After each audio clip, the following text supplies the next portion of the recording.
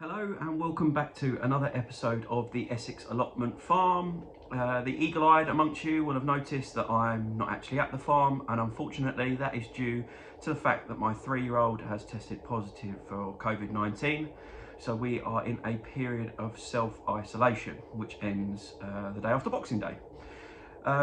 So rather than miss sort of 2 weeks of vlogging, I thought I would share a quick video with you about the seeds that I'm going to sow personally in January and take you through some of the varieties within those seed or vegetable groups that I've chosen for my first year producing on the Essex Allotment Farm. So let's jump straight into the video, and I hope you enjoy this seed session.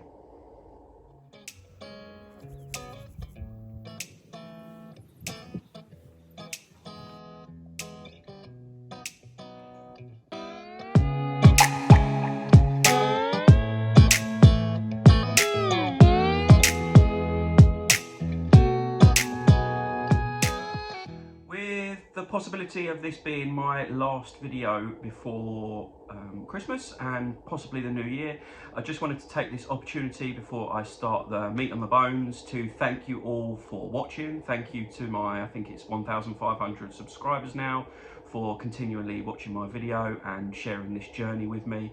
I really enjoy vlogging from a personal point of view. It's nice and creative, it's good fun, it doesn't feel like a chore, and I hope that I'm giving a little bit of something back to the sort of newer growers out there with some of my experience that I've gained through allotmenteering and growing over the last however many years.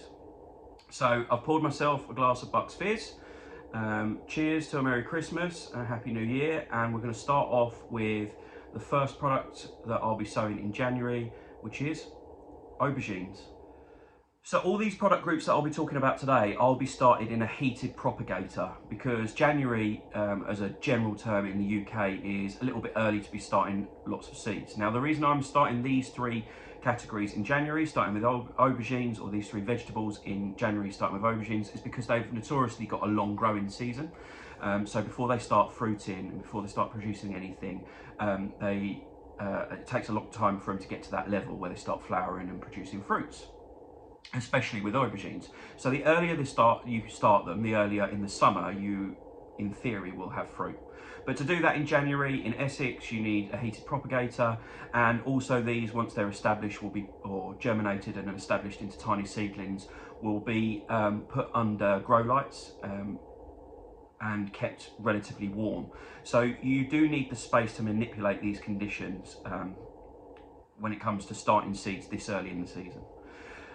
The other big thing for me this year is the fact that I will be growing in much bigger quantities, and for that reason, and having to use wholesale seed distributors, some of my varieties that automatically get crossed off and I can't use them because of the expense of the seed, or where the wholesalers might not necessarily do them in bulk, therefore buying them at 5, 10, 15, 20 aubergine seeds at a time to get that specific variety becomes very expensive and therefore not profitable on the farm. So it does limit me a little bit, and then what you'll see as a general theme throughout all of these seeds is that I'm looking for heavy croppers. So I might mention that a few times, but that's one of my main criteria. But as I said, we'll take you through the varieties one by one. I'm growing 3 different varieties of aubergines, and we'll get kick-started with those right now. The first variety of aubergines that I'm growing is Moneymaker. I've got some notes down here, so if I keep looking down, that's just me referring to my notes. So yeah, Moneymaker, it's an F1 variety. I am trying to stick to heirloom a little, but like I say, with certain products, certain vegetables, my choices are limited. Moneymaker's an early cropping variety, so there's that growing time slightly shorter. It produces a glossy, sort of purple, traditional shaped aubergine, and that'll be my standard aubergine that I'll be growing in the 2021 season, the one that looks most like what you would find in a supermarket. Second is a white Casper. So it's a variety called white Casper that produces a white egg-like, hen's egg-like aubergine. So again, not that common in supermarkets. You will see them at farmers markets, and certainly across social media they're very popular because they look great. But not only do they look great, they're again early maturing. my vegetable box season starts, you know, at the very end of May. So the sooner I get all aubergines producing and in those boxes, the better it is for my customers. And they're suited to British summers. So the last point on the white Casper is that they are suited to a slightly shorter British summer season. The final aubergine, and I cannot pronounce it, but I'm going to have a go, is Ista de Ganada. Ista Ganada. Anyway, I'll put it in the comments. All these will be in the comments below, all these varieties, and you can refer to it and whatever. It's a white and purple striped one, or streaked one. So again, you'll have seen those across social media. You might have grown any of them, some of them yourself. It's a really flavoursome variety. I have grown this one before. I have been successful with it, and it's really, really, really tasty. And this doesn't matter for me necessarily, but for any of you new growers out there, it's suited to small spaces. It's a compact plant, and whereas that's not a priority when it comes to its characteristics for me, for you guys that have grown on balconies, grown in back gardens and are space limited, it's a short stocky plant, quite compact, still crops quite heavily, but from a compact plant, and it's suited to containers and small spaces. So a really interesting variety to finish my aubergines. So they're the first, that's the first category, the first vegetable I'll be growing out of the three that I'll be sharing with you today, and that was aubergines. I'll jump straight on to the next one, which is sweet peppers. As the season goes on and I start to share some of these varieties that I'm doing for the veg box service, there'll be a common theme, certainly with sweet peppers and aubergines, where I'm growing three different varieties. And what I'm trying to do is grow one variety that is the stock variety, so similar to what you would see in the supermarkets. In the aubergines, that was the moneymaker version. In peppers, that is the first version that I'm going to talk about. Sweet pepper YOLO Wonder. It's a compact plant. It only grows up to 2 foot in height, which will mean it's easier for me to cover early in the season. It's easy for me to look after and keep warm enough early on in the season. But it produces lots of fruit and lots of bell peppers in the shapes and colours that you'd be traditionally used to seeing in the supermarket. So that's going to be my stock variety for peppers. YOLO Wonder it's called. And then, as with the aubergines, I'm going to try two slightly different varieties, something with a little bit more about them. So the next one in my sweet pepper range is Sweet Banana. Again, it's a prolific cropping variety. It produces pointy, long peppers that are mild in taste and mild in hotness. So they're a sweet pepper. They're mild to the taste is what I'm trying to say. With a really thick and crunchy skin. And then a similar sort of style pepper for my third variety will be Macaroni Red. Okay, so I'm just doing my editing, and I definitely said Macaroni Red there. It is, of course, Marconi Red. Help if I could read my own writing. But yeah, third variety, Marconi Red, which is an Italian heirloom variety.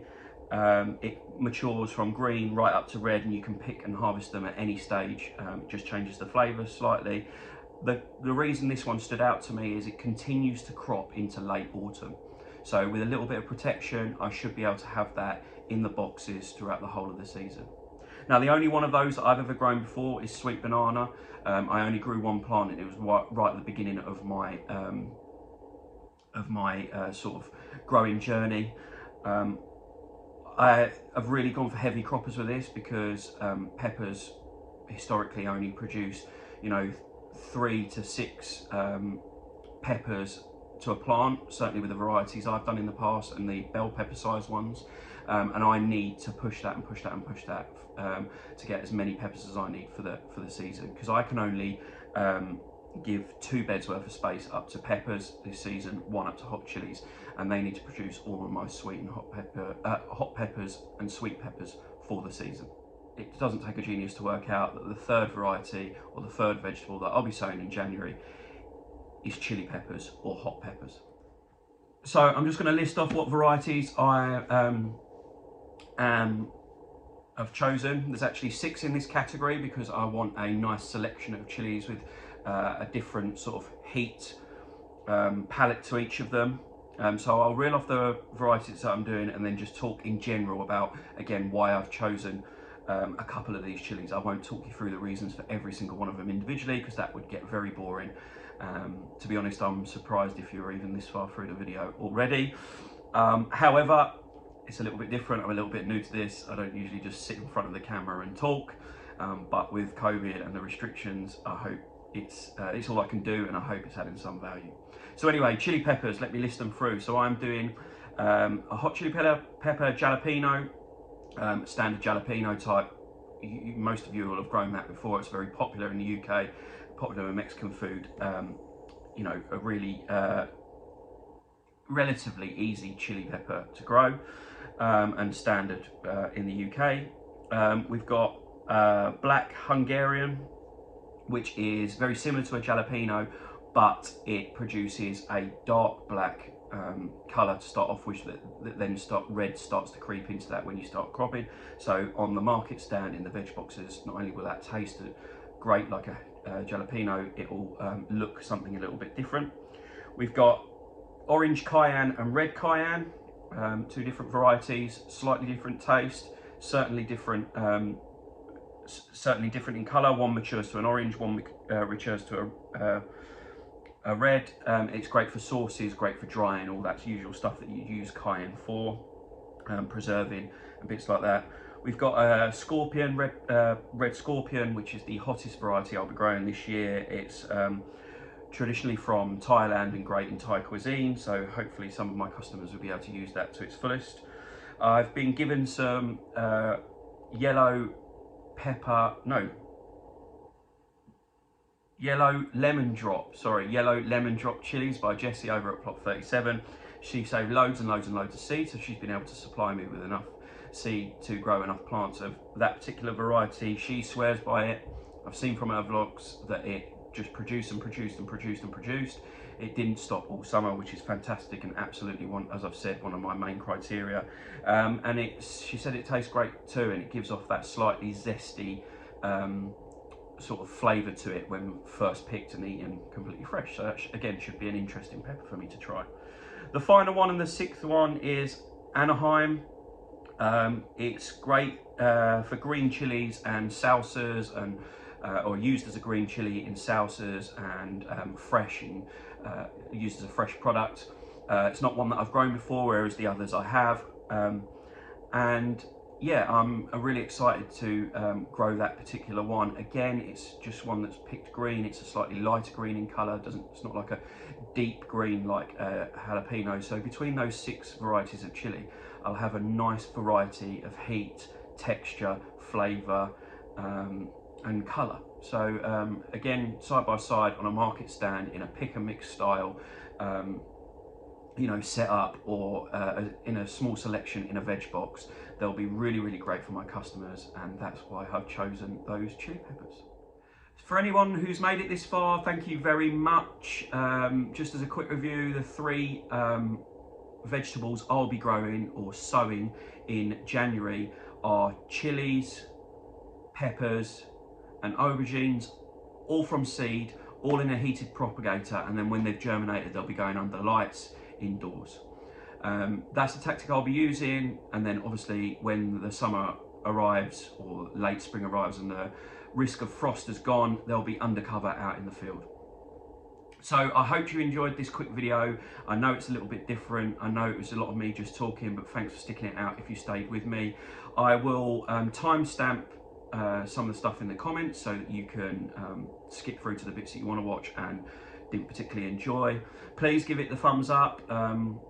I am trying to keep these vlogs going while we're under you know, self-isolation, and I'll be out of it just after Christmas, so they'll be back to some kind of normality, and hopefully when I do these in the future they'll be a little bit more visual and from the farm.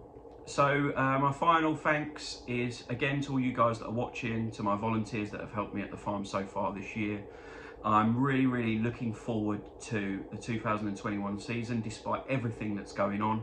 I think it's going to be a fantastic year for growing. I think the project that I've embarked on the farm is super exciting, and I cannot wait to share the journey with you in 2021. So Merry Christmas, enjoy the festive season, however you're celebrating, and Happy New Year.